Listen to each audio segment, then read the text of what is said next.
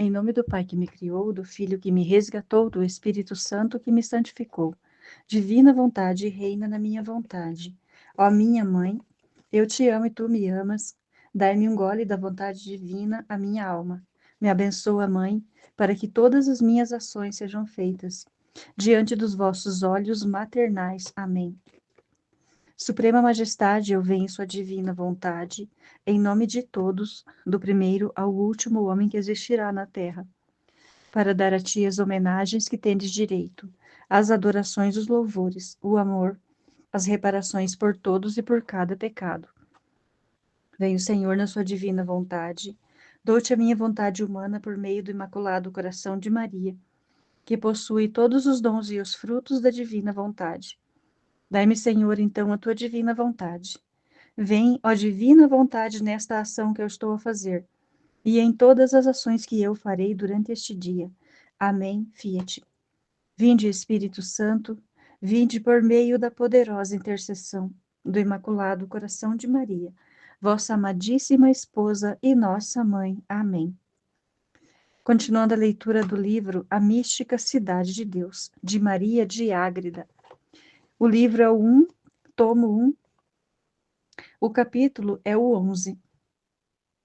Na criação de todas as coisas, o Senhor teve presente o Cristo Senhor nosso e sua Mãe Santíssima. Escolheu e beneficiou seu povo, e por figuras representou estes mistérios. Cristo e Maria, primeiras criaturas ideadas pelo Pai. Número 134. No capítulo 8º dos Provérbios, diz a sabedoria, falando de si mesma, que na criação de todas as coisas se achou presente com o Altíssimo, compondo-as todas. Eu disse acima que esta sabedoria é o Verbo humanado, que juntamente com a sua Mãe Santíssima achava-se presente, quando Deus, em sua mente divina, determinava a criação do universo. Naquele instante, estava não só o Filho, com o Eterno Pai e o Espírito Santo na unidade da natureza divina, mas também a humanidade que havia de assumir, ocupando o primeiro lugar na criação prevista e ideada na mente divina do Pai. Com essa humanidade encontrava-se a de sua Mãe Santíssima, e cujo puríssimo ventre a receberia. Em Cristo e Maria estiveram previstas todas as demais obras, e por causa deles, a nosso modo de falar, o Altíssimo sentiu-se mais empenhado a criar o restante das coisas preparadas para o serviço do homem, do que eu poderia desobrigar de todo o gênero humano e até os anjos. Cristo e Maria, todos da semelhança com Deus. Número 135. Contemplava o Altíssimo, seu Filho unigênito humanado e sua Mãe Santíssima, como os modelos plasmados com a grandeza de sua sabedoria e poder. Eram os originais por onde seria copiada toda a linhagem humana. Deste modo, assemelhando-se a estas duas imagens da sua divindade, todos os demais sairiam também semelhantes a Deus.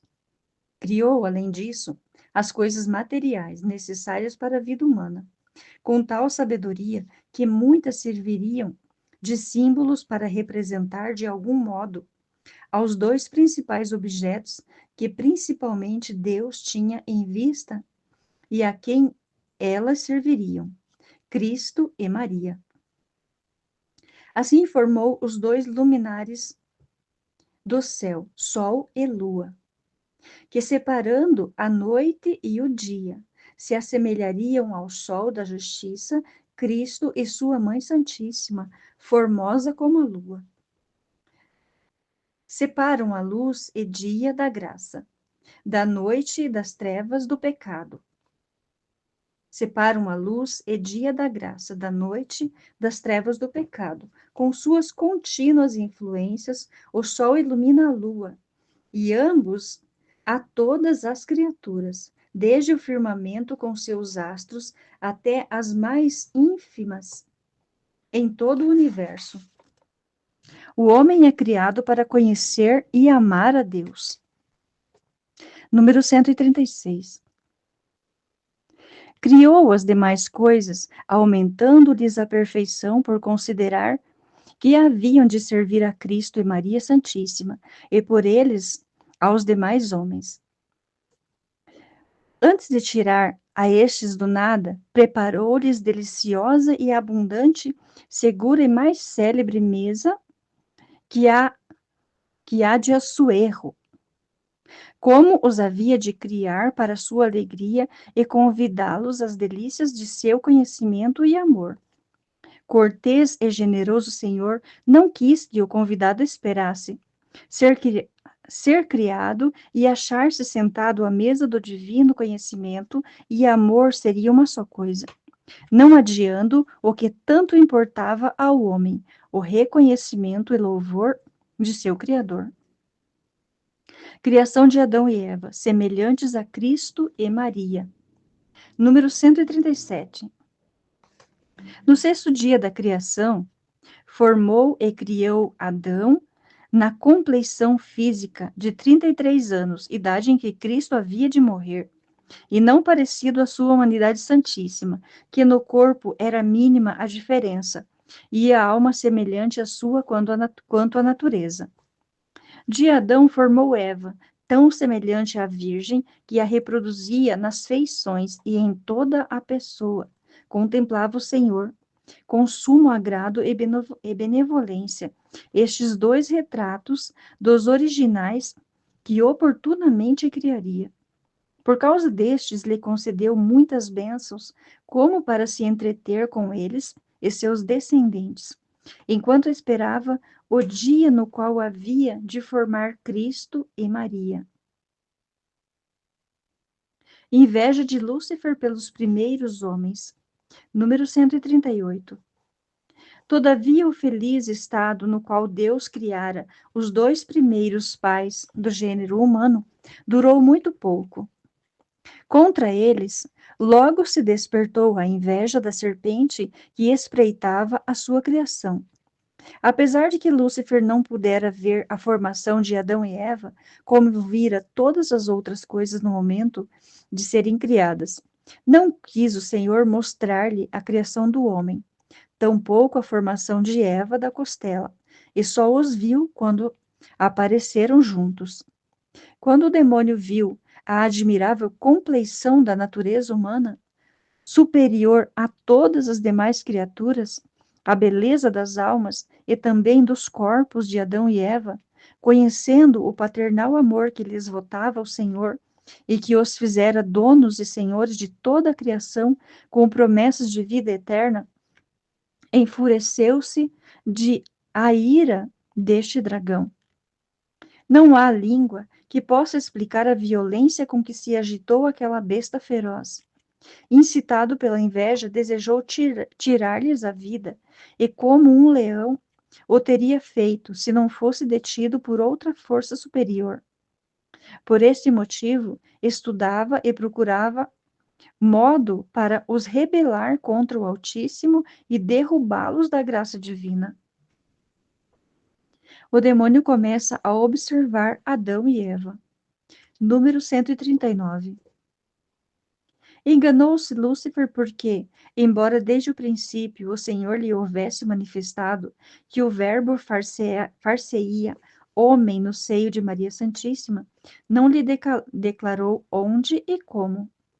Por esta razão, lhe ocultou a criação de Adão e a formação de Eva, para que logo começasse a sentir a ignorância do mistério da encarnação e a sua época.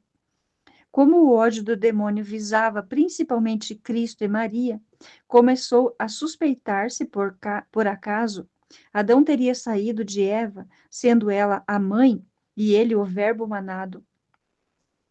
Esta suspeita crescia no demônio por sentir a força divina que o impedia atentar contra a vida deles. Mas, por outro lado, conheceu os preceitos de Deus que Deus lhe impôs. descobriu-os ouvindo Adão e Eva falarem sobre isso. Pouco a pouco, se lhe desfazia a dúvida, pôs-se a escutar as conversas dos dois pais, saudando sua natureza, começando logo, como faminto leão, a rodeá-los, procurando entrada pelas inclinações que percebia em cada um deles. Antes, porém, de se desenganar totalmente, sempre vacilava entre o ódio contra Cristo e Maria e o temor de ser por eles vencido. Acima de tudo, temia a vergonha de ser subjugado pela Rainha do Céu, por ser ela pura criatura sem divindade. Queda de Adão e Eva, número 140. Reparando, pois, no preceito que Adão e Eva receberam, armado com a mentira, entrou a tentá-los, começando com todo o esforço a contradizer a divina vontade. Não atacou primeiro o homem, e sim a mulher, porque viu que sua natureza era mais frágil e delicada, e tinha certeza que ela não era Cristo. Além disso, alimentava contra ela extrema indignação desde o sinal que havia visto no céu e a ameaça que Deus lhe fizera por meio daquela mulher. Tudo isto o levou primeiro a acontecer Eva e não a Adão. Antes de se mostrar, insuflou-lhes muitos pensamentos, vivas e desordenadas imaginações, para encontrá-la perturbada e preparada. Como noutra parte já escrevi sobre isto, não me alongo aqui para dizer quão forte e cruelmente a tentou.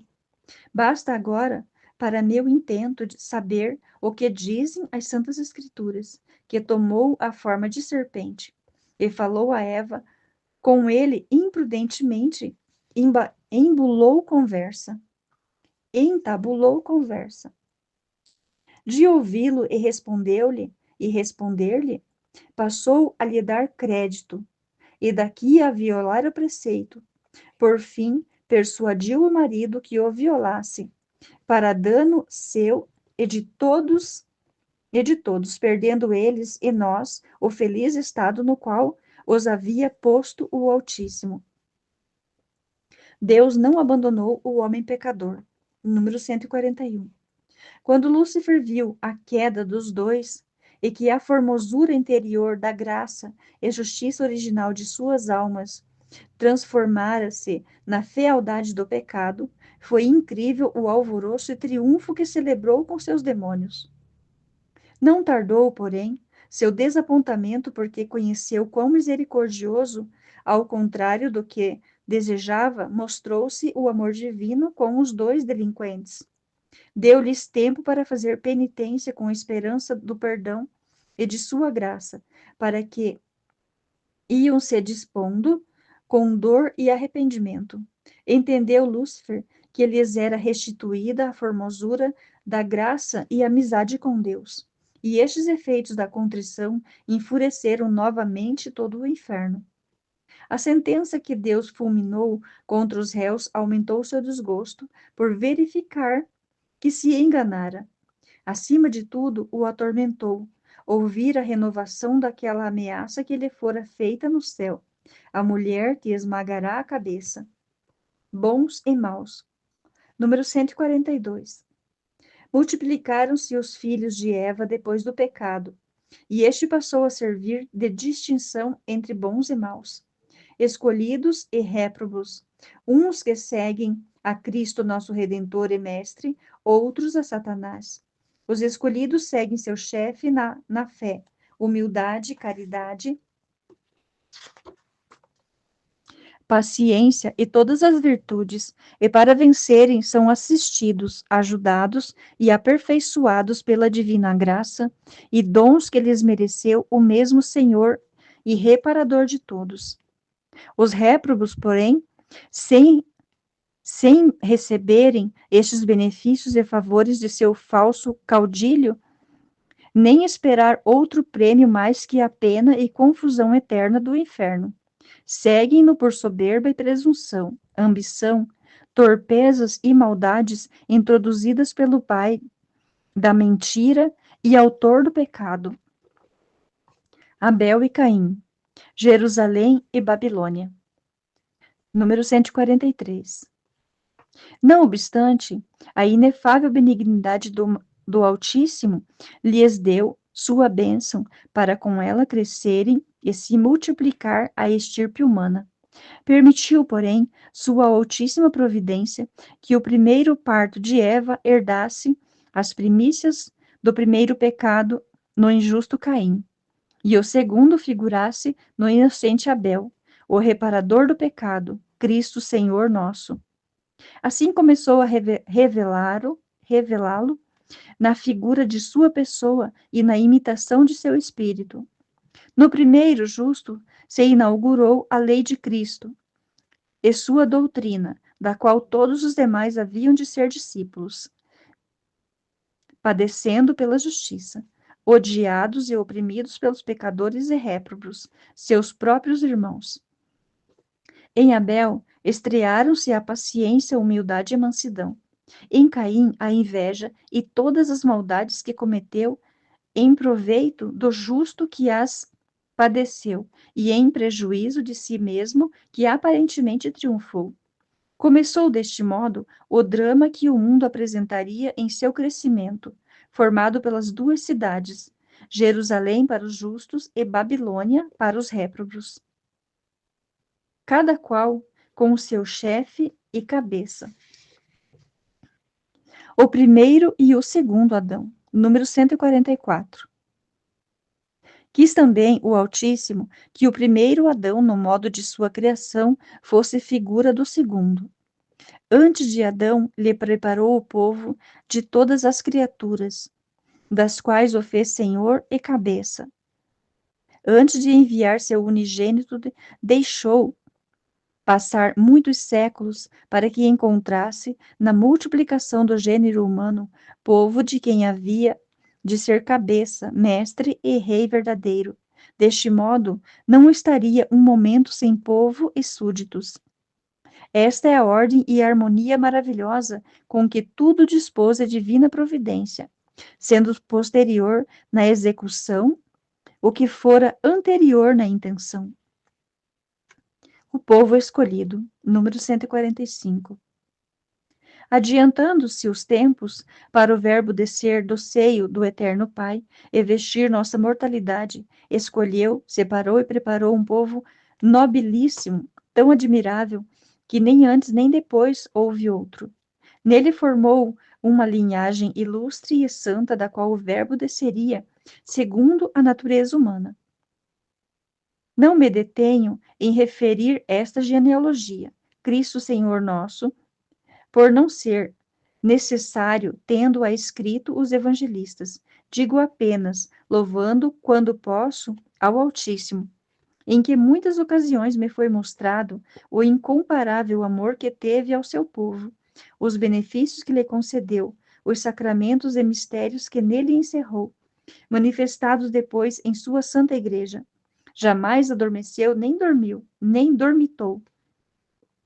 Quem se constituiu por guarda de Israel? As riquezas espirituais do povo de Deus. Número 146. Suscitou profetas e patriarcas santíssimos, que em figuras e profecias nos anunciassem de longe o que agora possuímos. Devemos venerá-los, conhecendo o apreço que eles fizeram da lei da graça, as ânsias e clamores com que a desejaram e pediram.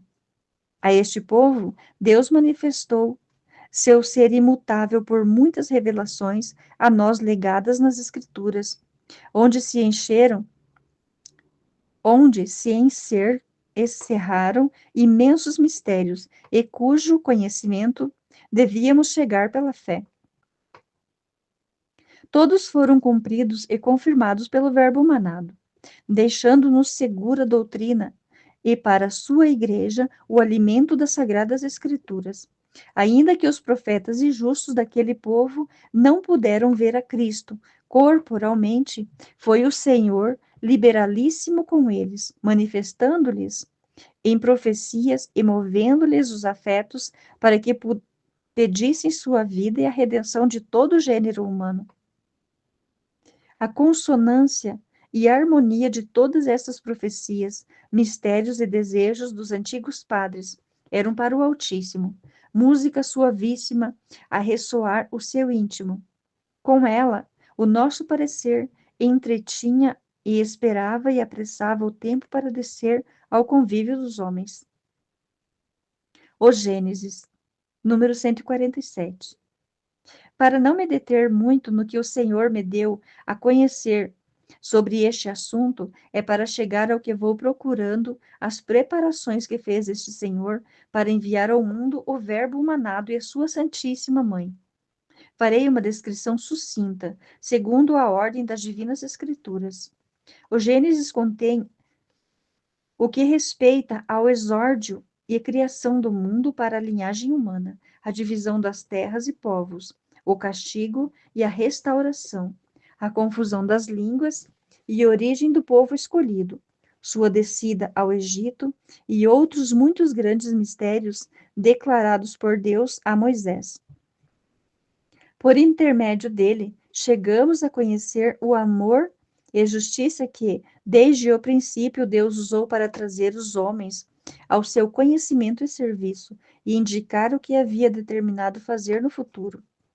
Êxodo, número 148.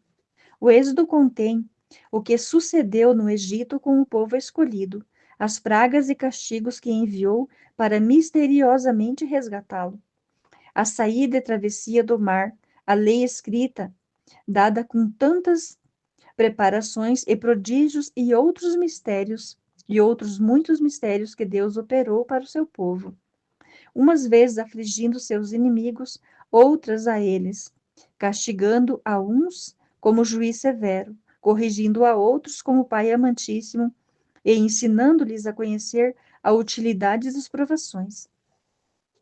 Fez grandes maravilhas pela vara de Moisés, figura da cruz onde o verbo manado seria sacrificado como cordeiro, salvação para uns e ruína para outros. Assim como o era a vara. No Mar Vermelho defendeu o povo com muralhas de água e nelas afogou aos seus perseguidores.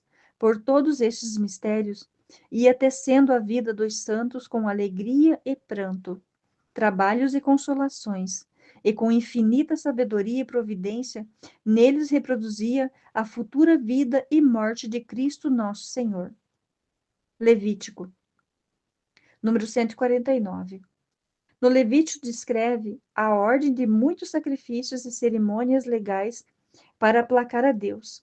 Significavam o sacrifício do cordeiro oferecido por todos nós, e que depois nós mesmos oferecíamos a Deus, cumprindo-se então a realidade simbolizada naqueles sacrifícios figurativos.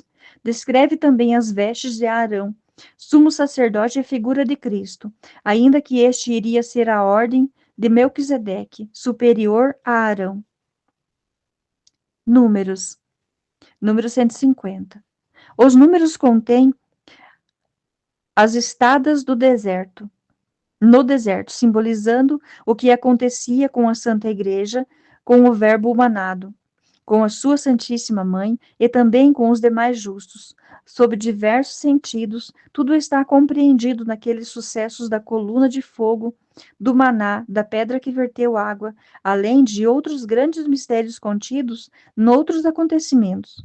Inclui também os que pertencem às estatísticas e em tudo há profundos sacramentos. Deuteronômio, número 151.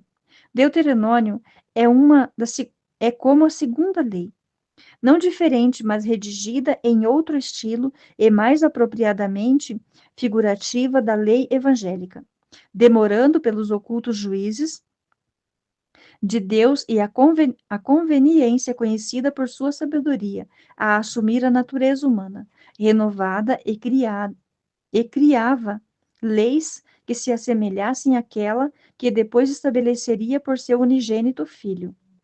Josué, número 152.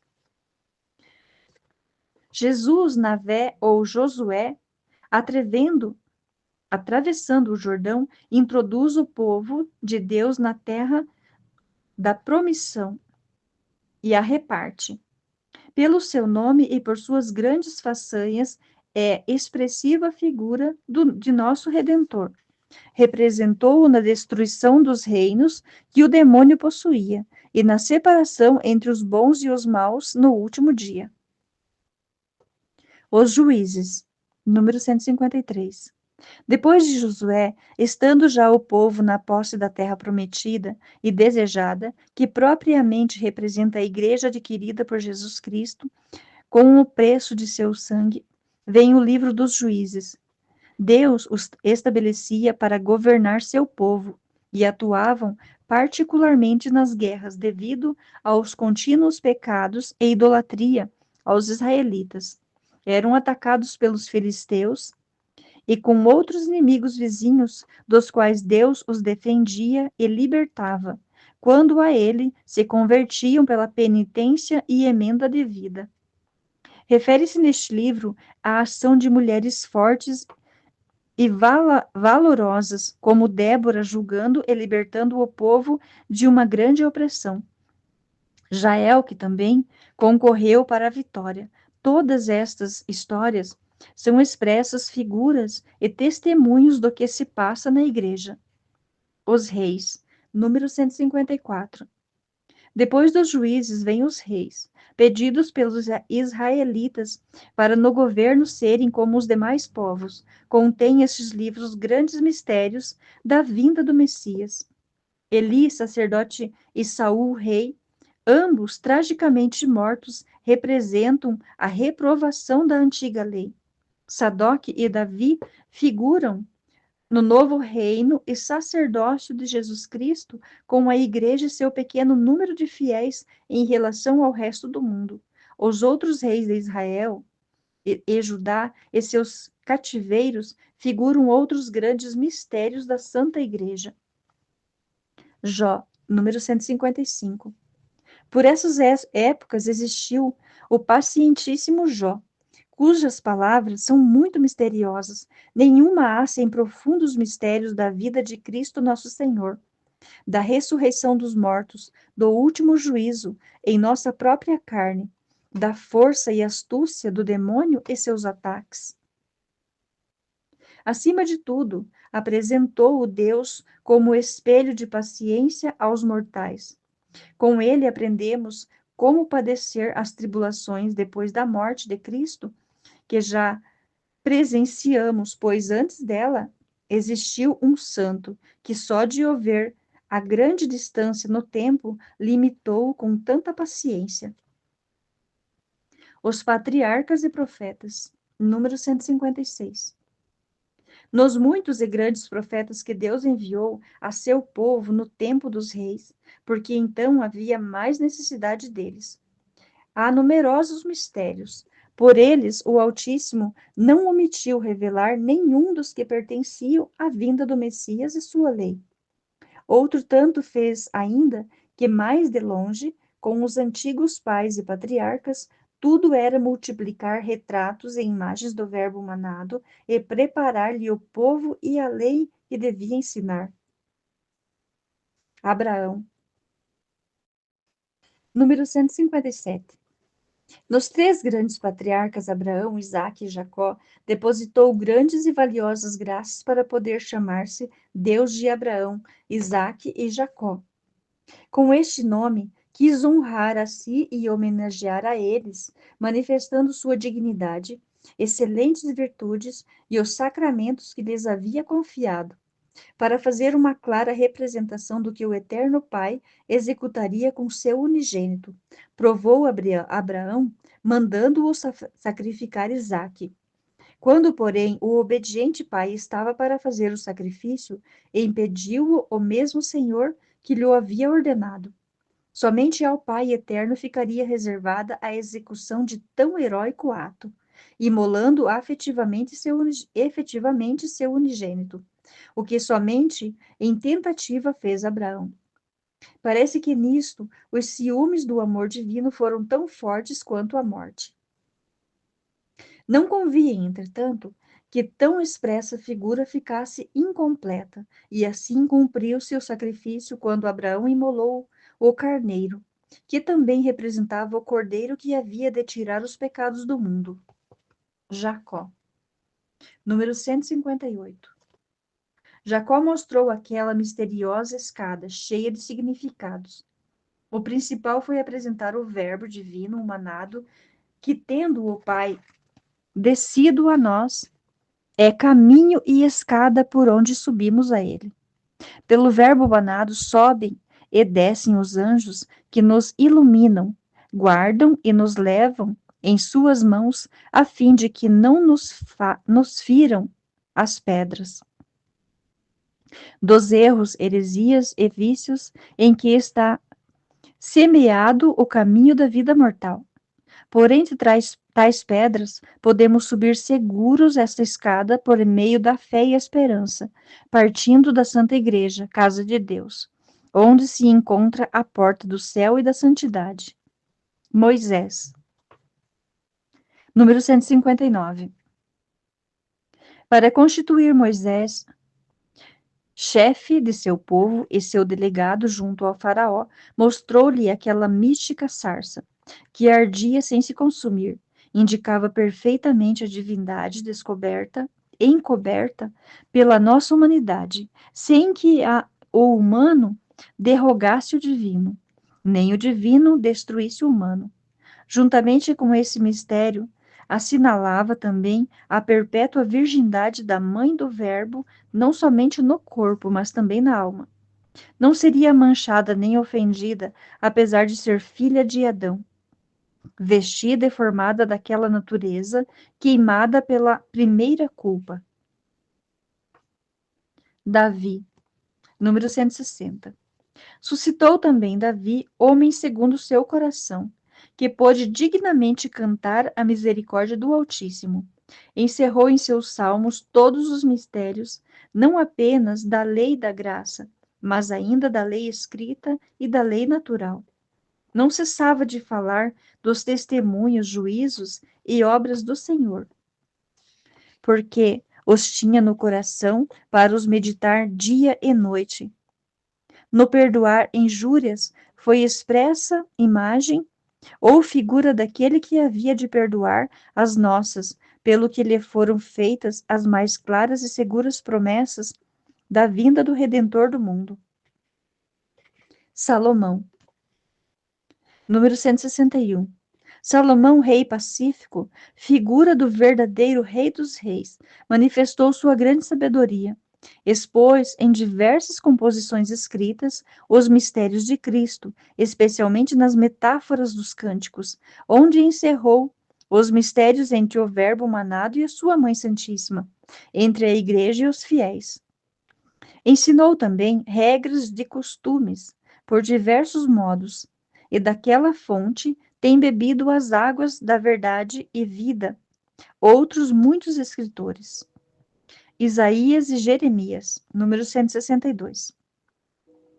Quem, porém, poderá dignamente agradecer ao Senhor o benefício de não haver dado dentre seu povo tão grande número de santos profetas, nos quais a eterna sabedoria copiosamente derramou a graça da profecia? Ilumina uma igreja com tanta claridade, porque, de muito distante, começaram a anunciar o sol da justiça e dos raios que projetaria na lei da graça por meio de suas obras.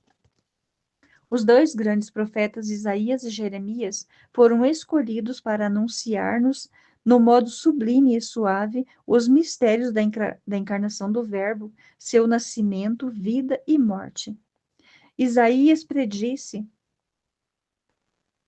que uma virgem conceberia e daria à luz um filho que se chamaria Emanuel, e que um pequenino nasceria para nós e levaria seu império sobre os ombros. Falou sobre todo o resto da vida de Cristo com tanta clareza que sua profecia mais parece um evangelho. Jeremias falou sobre a novidade que Deus suscitaria no fato de uma mulher trazer um homem em seu seio. Este homem só poderia ser Cristo, Deus e homem perfeito. Anunciou ainda sua vinda, paixão, opróbrios e morte. Fico admirada e atônita na consideração destes profetas. Isaías pede ao Senhor enviar o cordeiro que há de conquistar o mundo, da pedra do deserto ao monte da filha de Sião. Este cordeiro, o Verbo manado, quanto à divindade, encontrava-se no deserto do céu. Chama o deserto por lhe faltar os homens, e pedra pela segurança, firmeza e repouso eterno que goza. O monte para onde pede que venha no sentido místico é a Santa Igreja, e em primeiro lugar Maria Santíssima, filha da visão de paz, significado do Monte Sião. O profeta a interpõe por medianeira para obrigar o Pai Eterno a enviar o Cordeiro, seu unigênito. Em todo o resto do gênero humano, não havia quem o pudesse obrigar tanto como a previsão de tal mãe. Ela daria a este cordeiro a pele ou velo de sua humanidade santíssima. Este é o conteúdo daquela comovente oração e profecia de Isaías, Ezequiel e Abacuque e Joel. Número 163.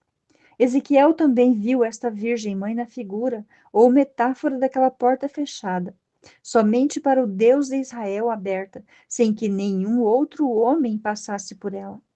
Abacuque completou o Cristo Senhor nosso na cruz e com profundas palavras profetizou os mistérios da redenção e os admiráveis efeitos da paixão e morte de nosso Redentor.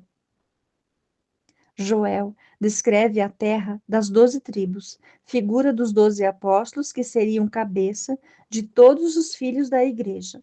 Anunciou também a vinda do Espírito Santo sobre os servos e servas do Altíssimo, marcando o tempo da vinda de Cristo. Os demais profetas contribuíram também nesses vaticínios, porque o Altíssimo quis que tudo ficasse dito, profetizando e figurando muito remota e copiosamente. Estes fatos admiráveis deviam provar o amor e o cuidado de Deus que Deus teve para com os homens, e como enriqueceu sua igreja. Servem também de censura à nossa tibieza, pois aqueles antigos pais e profetas somente com sombras e figuras inflamaram-se no divino amor, entoando cânticos de louvor e glória ao Senhor. Nós, entretanto, possuindo a verdade e o claro dia da graça, nos sepultamos no esquecimento de tantos benefícios, deixamos a luz e procuramos as trevas.